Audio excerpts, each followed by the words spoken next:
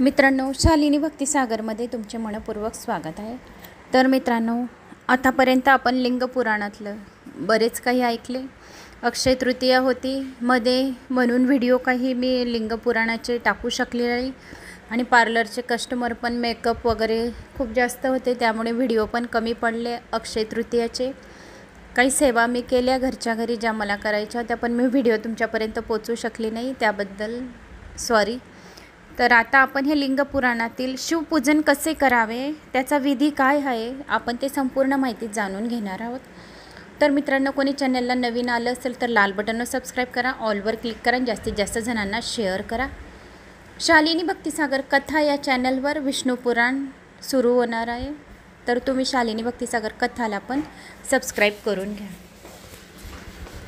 श्री गणेशाय नमो नमः। शिवपूजन विधी लिंग पुराणातील ऋषी म्हणाले, व्यास शिष्य सूतजी, तुम्हाला नमस्कार असो। आज तुम्ही आम्हाला भगवान शिवजीची अतिशय अद्भुत आणि परमपावन कथा ऐकवली आहे। हे दयानिधे, आता ब्रह्मदेव आणि नारद यांच्या संवादाला अनुसरून शिवपूजनाचा विधीही सांगा। ब्राह्मण, क्षत्रिय, वैश्य आणि शूद्र असे सर्व वर्णांचे लोक शिवप्रभूची पूजा करतात। ते पूजन कशा प्रकारे करावे याविषयी तुम्ही व्यासांकडून जे काही ऐकलं असेल ते आम्हालाही सांगण्याची कृपा करा। महर्षीचे ते कल्याणप्रद व श्रुतीसंपत्त बोलणे ऐकून सूतजीचे चित्त प्रसन्न झाले आणि ते म्हणाले, मुनीशरणो, तुम्ही फारच चांगली माहिती विचारली आहे। पूजनाचे भगवान शिव संतुष्ट होतात, म्हणून त्यांचे पूजन कसे करावे असे व्यासांनी सनत कुमारांना विचारले। त्यावेळी त्यांनी शिवपूजनाविषयी जे सांगितले ते व्यासांनी उपमन्यूही ऐकले आणि व्यासांनी लोककल्याणार्थ तो विधी मला समजावून सांगितला। उपमन्यूने तो श्रीकृष्णांना सांगितला, याविषयी ब्रह्मदेवानेही नारदांना सविस्तर सांगितले होते, तेच मी तुम्हाला कथन करणार आहे। ब्रह्मदेव म्हणाले, नारदा, मी तुला लिंगपूजनाचा विधी संक्षेपाने सांगणार आहे। भगवान शंकराचे स्वरूप सनातन, सुखमय आणि निर्मळ आहे असे आधीच वर्णन करून सांगण्यात आलेले आहे। त्यांची भावभक्तीने पूजा केल्याने सर्व मनोरथ पूर्ण होतात। जोपर्यंत मनुष्य भगवान शिवजीचे पूजन करत नाही तोपर्यंत त्यांचे दारिद्र्य, दुःख, रोग व शत्रुजनित पीडा हे 4 प्रकारचे क्लेश नाहीसे होत नाही। शिवपूजनाने सर्व प्रकारची दुःख नष्ट होऊन सर्व सुखे प्राप्त होतात। उपासकाला योग्य वेळी मोक्षही मिळतो। मनुष्याला संतती, संपत्ती, यश, कीर्ती, आयुष्य, आरोग्य सर्व गोष्टींची इच्छा असणारे हे लिंग पुराणांचे श्रवण पण केले तरी पण त्याला सर्व गोष्टी प्राप्त होतात। असे हे पवित्र लिंग पुराण जो खूप भाग्यवान आहे त्यालाच हे लिंग पुराण श्रवण करायला मिळते। म्हणून ब्राह्मणांनी सर्व वर्णाच्या लोकांनी अभिष्ट प्राप्ती व कार्यसिद्धीसाठी भगवान शिवजींच्या यथाविधी पूजा करावी। प्रांतकाळी ब्रह्ममुहूर्तावर उठावे, गुरुचे शिवजींचे पवित्र तीर्थाचे स्मरण करावे, भगवान विष्णूंचे ध्यान करावे आणि आपल्या इष्टदेवताचे ऋषीमुनींचे स्मरण चिंतन करावे। शिवनामाचा स्तोत्राचा पाठ करावा, ओम नमः शिवाय या मंत्राचा जप करावा, शिवचालिसाचे पठण करावे, शिवलीलामृत 11व्या अध्यायाचे पठण करावे। जो कोणी असे पठण श्रवण करतो त्याचे सर्व दुःख, दारिद्र्य आणि सर्व पापे सहजासहजी पर्वत सारखे मोठी मोठी पापे दूर होतात आणि त्यांना मोक्षाची प्राप्ती होते। शय्येवरून उठावे, दक्षिण दिशेला जाऊन मलोत्सर्ग करावा। मलोत्सर्ग एकांतातच करावा। ब्राह्मणाने गुदेच्या शुद्धीसाठी गुद्धास्थानी 5 वेळा शुद्ध माती लावावी, ती धुवावी।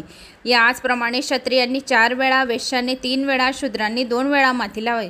लिंगालाही एकदाच माती लावावी व धुवावे। त्यानंतर डाव्या हाताला 10 वेळा आणि दोन्ही हातांना 7 वेळा माती लावून ते धुवावे। प्रत्येक पायाच्या तळव्यांना प्रत्येकी 3 वेळा माती लावून धुवावे।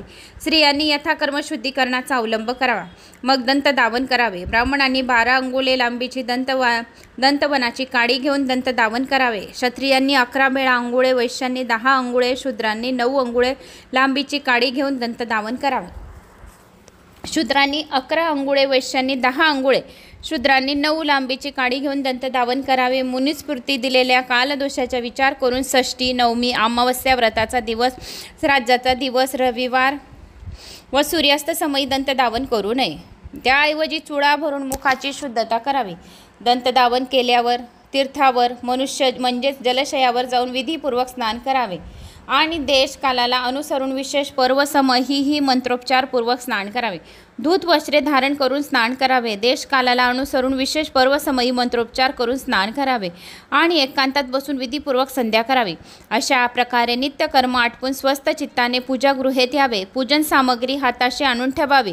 आसनावर बसावे. सर्वप्रथम गणपतीची पूजा करावी, द्वारपालाची पूजा करावी, अष्टदिग्पालाची पूजा करावी. पीठ स्थानावर म्हणजेच पाठावर किंवा चौरंगावर श्वेत वस्त्र आच्छादन करून भगवान शिवजीची स्थापना करावी. त्याभोवती रांगोळी आणि फुलांच्या पाकळ्यांनी 8 पाकळ्यांचे कमळ काढावे. 3 वेळा आचमन करावे. मग हात धुवून 3 प्राणायाम करावेत. या समयी मध्यम प्राणायाम अर्थात कुंभक करताना त्रिनेत्रीधारी भगवान शिवजीचे, त्यांना 5 मुखे आहेत, 10 मुखे आहेत, अशी अंककांती सिद्ध स्फटिका समान उज्ज्वल आहे. त्यांचे सर्व अंग आभूषणे शोभत दिसत आहे. त्यांची व्याघ्र चर्मे परिधान केली आहेत. अशा स्वरूपाचे ध्यान करावे. ध्यान करताना माझे रूपही शिवजींप्रमाणेच आले आहेत अशी मनोमन भावना करावी. अशा प्रकारे मनन स्वतः शिवरूप होऊन परमेश्वराची पूजा करावी. प्रथम देह शुद्धी करून मूलमंत्राने क्रमशः न्यास करावे किंवा प्रणवाने षडंग न्यास करावे. संकल्पाचा उच्चार करून पूजेला सुरुवात करावी. पाद्य अर्घ आचमनासाठी स्वतंत्र पात्रे तयार करावी आणि 9 कलशांची विधीपूर्वक स्थापना करावी. दर्भांनी झाकून ठेवावे. त्यांच्यावर दर्भांनी जल प्रक्षण करावे. त्या सर्व पात्रांमध्ये शीतल जल भरावे. प्रणवांचा उच्चार करून त्यात पुढील द्रव्ये टाकावी. पाद्य पात्रात वाळा आणि चंदन टाकावे. आचमन पात्रात जायफळ, कंकोळ, कापूर, वटमूळ, तमालपत्र, एकत्र चूर्ण, तदनंतर शिवपूजनास विधिव्रत प्रारंभ करावा. भगवान शिव 8 पाकळ्यांच्या विस्तीर्ण कमळात बसणार आहे. त्यांचे पूर्व कमल, पूर्वीकडील पाकळी अनामिका नामक सिद्धी, दक्षिणा दल लघिमा, पश्चिम दल महिमा, उत्तर दल प्राप्ती आहे, अग्नीय दल प्राकम्य आहे. अष्टसिद्धी पाकळ्या असलेल्या या कमळांचा चंद्र हा देठ असून त्याखाली अनुक्रमे सूर्य, अग्नी, धर्म यांची स्थाने आहेत. त्याच्या खाली 4 दिशांना अव्यक्त महत्व अहंकार यांचे विकार आहेत. सोमरूपी देठाच्या शेवटी सत्व, रज, तम हे 3 गुण आहेत अशी कल्पना करावी. सदोजात प्रबंध्यामी या मंत्राने परमेश्वर शिवजीचे आव्हान करावे. ओम वामदेवाय नमः या मंत्रांनी आसनावर बसावे. ओम तत्पुरुषाय विद्महे रुद्र गायत्रीने त्यांचे सानिध्य प्राप्त करावे. अघोरभ्यो नमः या मंत्राने तेथे निरोध घ्यावा आणि ईशान्य सर्व विद्यानाम या मंत्राने आराध्य देवताचे पूजन करावे. पाद्य आचमनियम अर्पण करून अर्घ्य द्यावे. देवाला गंध चंदन मिश्रित जलाने स्नान करावे. मग पंचगव्याने स्नान घालावे. त्यानंतर शुद्धोदक स्नानाने स्नान घालावे. पंचामृताने दूध, दही, मध, उसाचा रस किंवा साखर आणि गाईचे साजूक तूप या 5 पदार्थांनी पृथक त्यांचे एकत्रित मिश्रण करून अभिषेक करावा. जो कोणी अशा 5 प्रकारचा अभिषेक करतो शिवलिंगाला, त्याच्या सर्व मनातल्या इच्छा सहजासहजी लवकरात लवकर पूर्ण होतात. त्याला मोक्षाची प्राप्ती होते. जो जिथे जातो तिथे त्याला यश, कीर्ती, मान सन्मान वाढतो आणि शिव त्यांच्या मनात हृदयामध्ये प्रवेश करून सर्व इच्छा पूर्ण करून घेतो. मग नंतर स्नान घालताना, अभिषेक करताना सतत प्रणवाचा उच्चार करावा.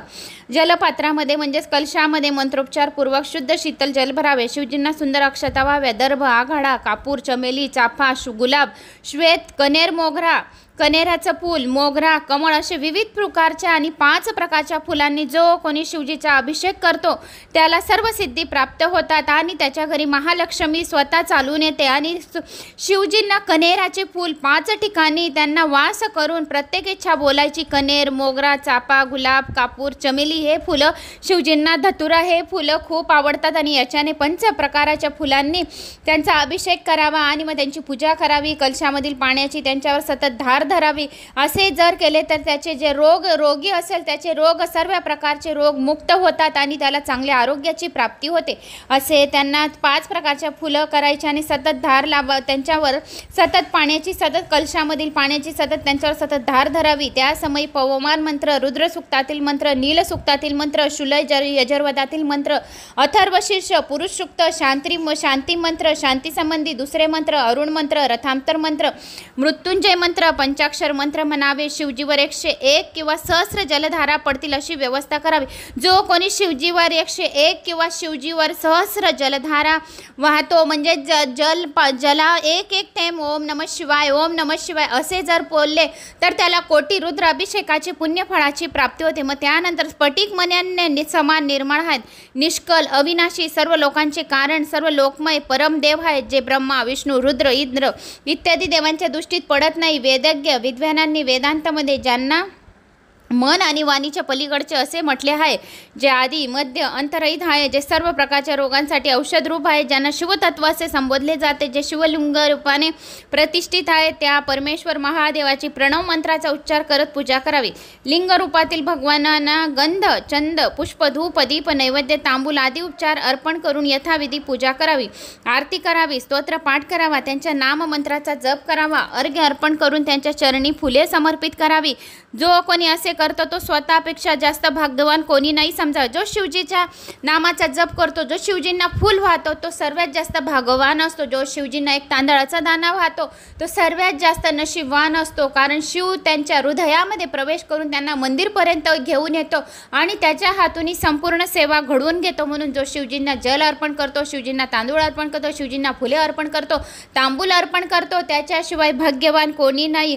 आणि त्याच्यानेच त्या मुखानेच कोणी दर्शन करेल तरी त्याचे दुसऱ्याचे सुद्धा पाप नाहीसे होतील. स्वतःचे पाप तर नाहीसेच होतील, पण कोणी दुसरं सुद्धा त्या मुखाचे दर्शन करेल, त्याच्या स्वतःच्या म्हणजे जो शिवजीच्या पूजा करतो आणि त्याचा कोणाला धक्का पण लागला तरी त्याचे संकटे दूर होतात असे सांगितलेले आहे. असे कल्याणकारी शिव तुमच्या प्रित्यर्थ जाणता अजाणता जप पूजा ती सत्कर्म केली आहे, तुमच्या कृपेने सफल होत अशी प्रार्थना करावी. त्यांना प्रसन्नतेने फुले व्हावी, स्वस्ती वाचन करावे, कल्याणकारी प्रार्थना म्हणाव्या, शिवजींना मार्जन करावे, नमस्कार करून क्षमा प्रार्थना म्हणावी. त्यानंतर पुन्हा आगमन करावे म्हणून त्यांचे विसर्जन करावे.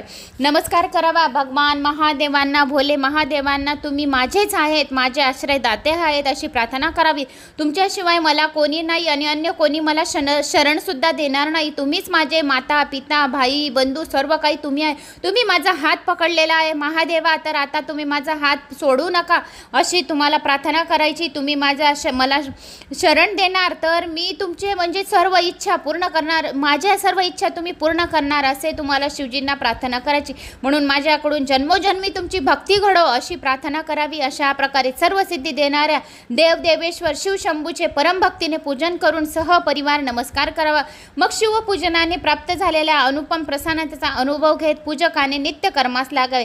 जो मनुष्य भगवान शिवजीची भक्तिभावाने हे लिंग पुराण श्रवण करतो, नित्य पूजा करतो, त्याला सर्व प्रकारच्या सिद्धी प्राप्त होतात. तो उत्तम वक्ता होतो, त्याचे सर्व मनोरथ पूर्ण होतात. शिवकृपेने त्याचे सर्व रोग दुःख क्लेश कष्ट नाहीसे होतात.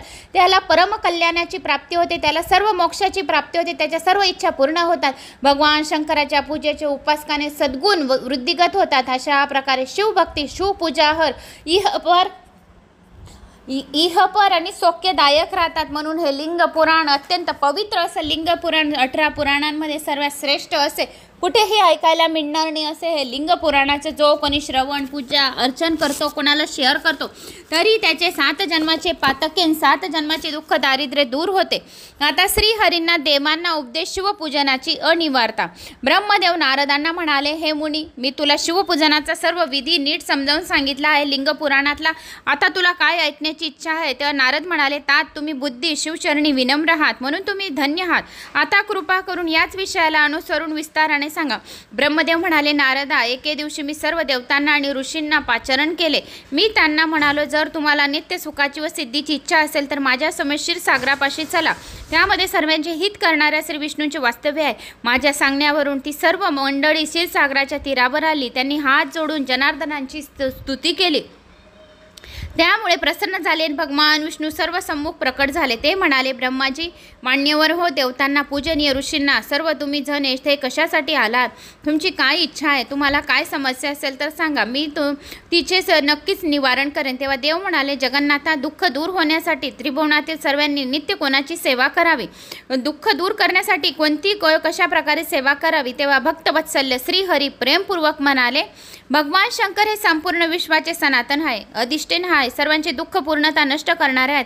म्हणून त्रैलोक्यातील लोकांनी नित्य त्यांचीच सेवा करावी, त्यांचीच आराधना करावी. ओम नमः शिवाय या मंत्राचा जप करावा. सुखाची इच्छा असणाऱ्यांनी सदैव त्यांची भक्ती करावी. सदोसदी मनामध्ये ओम नमः शिवाय या मंत्राचा जप करावा. ओम नमः शिवाय या मंत्राचा जप करायला कुठल्याही काळेचे वेळेचे कसलेही बंधन नाही आहे. म्हणून ओम नमः शिवाय हा मंत्र उठता बसता केव्हाही तुम्ही पूजू शकता. शिवपूजनाविषयी मी काय सांगावे? शिवपूजन न करणे करणे हीच हानी आहे, महान दोष आहे, हेच अंधत्व आहे, हाच मूर्खपणा आहे. जो कोणी शिवपूजन करत नाही त्याला नरक यातना भोगाव्या लागतात. जे शिवसेवेत तत्पर आहेत, त्यांची मनपूर्वक आराधना करतात, अनन्य भावाने त्यांना शरण असतात, त्यांना नमस्कार करतात, अहोरात्री त्यांचे चिंतन करतात, त्या संतजनांना कधीही दुःख स्वप्नात सुद्धा प्राप्त होत नाही. जो शिवजीचे नामस्मरण करतो, पूजा अर्चना करतो, त्याला स्वप्नात सुद्धा शिवजी दुःख देत नाही. त्याच्या मनातल्या सर्व इच्छा पूर्ण करून घेतो. त्यानंतर सुंदर भवन, आभूषणे, मळलेल्या स्त्रिया, मानसिक समाधान, धन, ऐश्वर्य, पुत्र पौत्रादी, संतती, उत्तम आरोग्य, स्वस्थ शरीर, अलौकिक प्रतिष्ठा, स्वर्गीय सुख, मोक्षरूपी फल प्राप्त होते. ते पूर्व पुण्याईनेच शिवजीच्या पूजा अर्चना करण्यास प्राप्त होते. जो पुरुष शिवलिंगाची भक्तिभावाने नित्य पूजा करतो त्याला सर्वत्र सफलता मिळते. त्याच्याकडून कधीही दुष्कर्म घडत नाही. तो सर्व प्रकारच्या बंधनातून मुक्त होतो. ब्रह्मदेव म्हणाले, नारदा, त्यावेळी माझ्या समीप उपस्थित असलेल्या सर्वांनी श्रीहरीचा तो कल्याणप्रद उपदेश लक्षपूर्वक ऐकला. त्यांनी विष्णूंना वंदन केले व त्यांच्या अभिष्ट कामना पूर्ण व्हाव्यात यासाठी शिवलिंग देण्याची विनंती केली. त्यामुळे जगाच्या उद्धारासाठी तत्पर असलेले श्रीहरी अतिशय प्रसन्न झाले. त्यांनी विश्वकर्म्याला बोलावले व म्हणाले, हे देवशिल्पी, तू माझ्या आज्ञेने येथे आलेल्या सर्वांसाठी त्याच्या अधिकारानुसार सुंदर शिवलिंगे बनवून दे. त्यांच्या सांगण्यावरून विश्वकर्माने नानाविधी शिवलिंग तयार करून उपस्थितींना दिली. विश्वकर्माने कोणाला कोणते लिंग दिले ते आता ऐका. त्याने इंद्राला पद्यराग मण्याचे, कुबेराला सोन्याचे, धर्मराजाला पिवळ्या कलरचे मण्यांचे, वरुणाला श्यामवर्णांचे, विष्णूला इंद्रनील मण्यांचे मला आणि सोन्याचे, विश्वदेवांना चांदीचे, वसुगणांना पितळीचे, दोन्ही अश्विन कुमारांना मातीचे, लक्ष्मीला आणि लक्ष्मीला स्फटिकांचे, मयासुराला चंदनाचे, नागांना पोवळ्याचे, देवींना लोण्याचे आणि योग्यांना भस्मेचे, यक्षांना दह्याचे, छायादेवीला पिठाचे, ब्राह्मणीला रत्नाचे, बाणासुराला पायऱ्यांचे, अशा प्रकारे भगवान विष्णूंनी देवतांना त्यांच्या इथार्थ नानाविधी शिवलिंग दिल्या. त्यांना मला पूजनाचा सर्व विधी समजावून सांगितला. त्यामुळे मला अतिशय आनंद झालाय. श्रीहरीचा निरोप घेऊन मी स्वस्थानी आलो. क्षीरसागरावर आलेली सर्व मंडळी माझ्या समवेत होती. त्यांनी माझ्याकडून शिवभक्तीचे महात्म्य, शिवपूजनाचा सर्वोत्तम विधी हे सर्व जाणून घेण्याची उत्कंठा लागली होती. मी त्यांना म्हणालो, देवतांनो आणि मुनीश्वरांनो, आता मी तुम्हाला जे काही सांगणार आहे ते प्रसन्नतेने ऐका.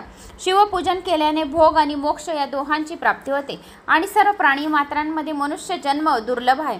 आता उत्तम कुळात जन्म मिळणे त्याहून दुर्लभ आहे. त्यातही आचारशील ब्राह्मण दाम्पत्याच्या पोटी जन्म मिळणे हे केवळ पूर्वजन्माच्या अपार पुण्याईमुळे ब्राह्मणाच्या घरी जन्म मिळतो. आणि असा जन्म मिळाल्यास तर ब्राह्मणाने पवित्र राहून भगवान शिवजीच्या प्रसन्नतेसाठी पुण्यरूप आचरण करावे. अनन्य जन्म झाला तरी मनुष्याने शास्त्र संगमात मार्गाचे अनुसरण करावे. आपल्या वर्णशर्म धर्माच्या नियमाचे पालन होईल असे कर्म करावे. आपले सांपत्तिक सामर्थ्य पाहून दान धर्म करावा. जप तप यज्ञ दानादी उपासना करावे. कर्ममय सहस्र यज्ञापेक्षा धर्मयज्ञ श्रेष्ठ आहे.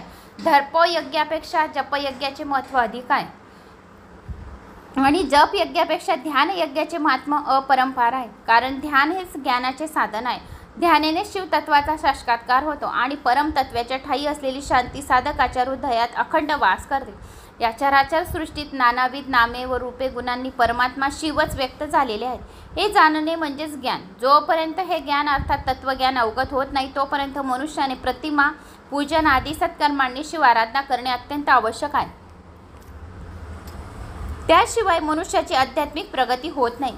ज्याला प्रतिमा पूजन मार्गाचे रहस्य किंवा उद्दिष्ट माहीत नाही राहत त्यांनी मूर्तीचे, प्रतीकांचे आणि प्रतिमाचे पूजन करण्याची अवहेलना करू नये. त्यांना बुद्धिभेदही करू नये. असे केल्याने त्या पातकाचे पतन होते. मनुष्याने त्याला जमेल तशी मनपूर्वक भक्ती करावी. आपल्या आराध्य देवतेचे पूजन करावे. कारण पूजन आणि दान याशिवाय पातके दूर होत नाही. मळलेल्या कपड्यावर कोणताही रंग चांगल्या प्रकारे चढत नाही. ते कापड स्वच्छ धुतलेले असेल तरच त्यावर सर्व प्रकारचे रंग उत्तम प्रकारे चढतात. त्याचप्रमाणे देवपूजेने मनुष्याचे शरीर निर्मळ होते. त्यावर ज्ञानाचा रंग चढतो. त्या ज्ञानाने सर्व भेदभावाचे निर्मूलन होते. मोह आणि मोक्ष माया बंधनातून मुक्त झाल्यावर मनुष्याला आपापल्या पान शिवपद प्राप्त होते. गृहस्थमी मनुष्याने आपल्या आराध्य दैवताचे अवश्य पूजन करावे. भगवान शंकराचे पूजन करावे. कारण तेच देवांचे देव आहेत. सर्व देव अनन्य भावाने त्यांची पूजा करतात. त्यांच्या आज्ञेने सृष्टीतील आपापली कार्य करतात. ज्याप्रमाणे झाडाच्या मुळाशी पाणी घातल्यावर त्यांच्या फांद्या व पाने तृप्त होतात त्याप्रमाणे भगवान शिवप्रभूंचे पूजन केल्याने सर्व देवता संतुष्ट होतात. ज्याला आपले कल्याण करायचे आहे, ज्याला आपले कल्याण करून घ्यायचे, आपले अभिष्ट मनोरथ पूर्ण करून घ्यायचे आहेत असे वाटते, त्याने सर्व प्राणी मात्राच्या हितासाठी तत्पर होऊन लोककल्याणासाठी शिवजीचे नित्य श्रद्धा आणि भक्तीने पूजन करावे आणि ओम नमः शिवाय या मंत्राचा जप करावा। जो कोणी ओम नमः शिवाय मंत्राचा उठता बसता अहोरात्री 108 वेळा माळा घेऊन रुद्राक्षाच्या माळावर जप करतो त्याला सर्व सिद्धी प्राप्त होतात, त्याला धन धान्य यश कीर्तीचा प्राप्ती होते आणि महालक्ष्मी त्याशिवाय त्या व्यक्तीवर खूप प्रसन्न होते। म्हणून मनुष्याने ओम नमः शिवाय या मंत्राचा जप करावा आणि लेडीज जप करत असेल त्याने शिवाय नमा या मंत्राचा जप करावा। आपल्या मुलांच्या प्रगतीसाठी आईने या मंत्राचे जप करावे आणि शिवलिंगाला अभिषेक घालावे, शिवलिंगाला चंदनाचे टीका लावावा, तीळ अर्पण करावी, जवस अर्पण करावा, धतुरा अर्पण करावा, धतुऱ्याचे फूल अर्पण करावे, बेलपत्र अर्पण करावे, 108 तांदूळाचे दाणे अर्पण करावे, 1 तुपाचा दिवा लावावा, तेलाचा दिवा लावावा, शिव चौकटावर दिवा लावावा, मंदिरामध्ये दिवा लावावा, सकाळ संध्याकाळ मंदिरामध्ये शिवजीच्या मंदिरामध्ये झाडू पोछा केल्याने सुद्धा सर्व दुःख दूर होतात। ज्यांना खूप काही दुःख आहे, त्यांची पीडा असह्य आहे आणि त्यांचे कष्टाचे निवारणच होत नाही आहे, त्यांनी मंदिरांना झाडू आणि पोछा करायची सुरुवात करा। जो मंदिराला नुसता थोडासा सुद्धा झाडू प्रदोष कालामध्ये मारतो तर त्या व्यक्तीवर भोलेनाथाची शिवशंभूची अपार कृपा कुबेरा समान होते। म्हणून मंदिराला प्रदोष कालामध्ये झाडू पोछा करायची आदत टाका आणि मंदिरामध्ये चुगली चाळी करणे बंद करा। जो कोणी मंदिरामध्ये हे असं पाणी कोणी चढवत असेल, कोणी पूजा करत असेल त्याला त्याच्या मनाची पूजा करू द्या, मध्येच बोलणं टाळा, कारण की जो तो ज्याच्या त्याच्या भावनेने श्रद्धेने पूजा करतो। काही बायकांना खूप सवय असते, हे सफेद चंदन काबं आणलं, मग हे सफेद चंदन चालत नाही, हे लाल काबं इथं लावायचं नाही, हे लाल इथं लावायचं, हे पिवळं अष्टगंध काबरं आणलं, हे पिवळं अष्टक याला चालत नाही, मग पाण्यामध्ये बेल काबरं टाकला, पाण्यामध्ये बेल टाकत नाही, पाणी स्वच्छच चढवता, इतके नाना प्रकारचे प्रश्न पूजा करणाऱ्याला बोलतात। तर पूजा करताना एकमेकांनी कोणालाच काही सांगू नका। जो पूजा करणारा पूजा करतो तो त्याच्या भावनेने श्रद्धेने विश्वासाने पूजा करतो आणि शिवजी त्यांना तसे फळ देतात। जो मध्येच बोलतो, त्यांच्या चुका काढतो, त्यांच्यामध्ये दोष काढतो तर दोष करणाऱ्यावर दोष लागतो। म्हणून पूजा करताना एकमेकांना कधीच सांगायचं नाही की असं काय केलं, ते काबरं पूजा केली, हे त्याला चांगली गोष्ट सांगा, पण हे जो पूजा करतोय त्याला ते काहीच सांगू नका की त्याला त्याच्या भावनेने श्रद्धेने विश्वासाने पूजा करू द्या असे स्वतः शिवाने सांगितले। जो कोणी ज्याच्या त्याच्या भावनेने पूजा करतो ती पूजा मला अर्पण होते। भोळा साम सदाशिव हा भोळा आहे, तो त्याच्या भक्तांवर भोळी पूजा केलेली लवकर त्याच्यावर प्रसन्न होतो। त्याला दिखावा कपट चपट चालत नाही, म्हणून दिखावा करणाऱ्यांचे ते इच्छा पूर्ण करत नाही। म्हणून भोळ्या साम सदाशिवाला नेहमी त्याच्या श्रद्धेनुसार भाविकांना पूजा करू द्यावी असे स्वतः लिंग पुराणामध्ये सांगितलेले आहे। म्हणून या लिंग पुराणाच्या श्रवणाने श्रोता आणि वक्ता दोघेही मोक्षाचे प्राप्ती मिळते आणि त्याच्या त्वरित इच्छा पूर्ण होतात। तर मित्रांनो, मला अशी आशा आहे की तुम्हाला हा शिवपूजनाच्या विधीचा हा अध्याय आवडला असेल। आवडल्यास एक लाईक करा, चॅनलला सबस्क्राईब करा। कुठून कोणत्या गावात तुम्ही माझा हा व्हिडिओ ऐकत आहात आपल्या गावाची कमेंट्स नक्की करा। जय श्री महाकाल।